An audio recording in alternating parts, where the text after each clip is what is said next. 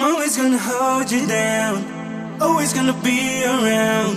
And nobody can do it like I do it, girl. You gotta believe in us.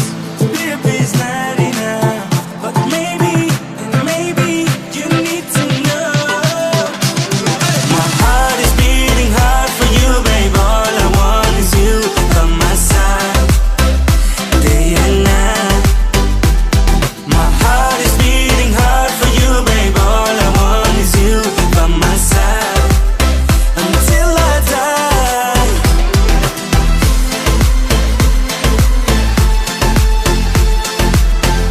Merhaba arkadaşlar, 29 Aralık Türkmen Partisi düzenliyoruz. Herkesi bekliyoruz. İnşallah güzel olacak. Merhaba arkadaşlar, 29 Aralık Yeni Yıl Partisi düzenliyoruz. İnşallah güzel olacak. Sizin gelmenizle birlikte hep beraber eğlenceli olacak. Bu eğlenceli akşamı kaçırmayın. Merhabalar arkadaşlar. Öncelikle sizi yeni yılınızla kutluyorum. Mutlu yıllar diliyorum.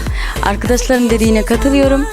Çok güzel bir akşam olacak. Sizi 29 Aralık saat 7 ile 12 arasında bekliyoruz. Hepiniz davetlisiniz. Adres İstanbul Aksaray. Vatan Caddesi metro çıkışı.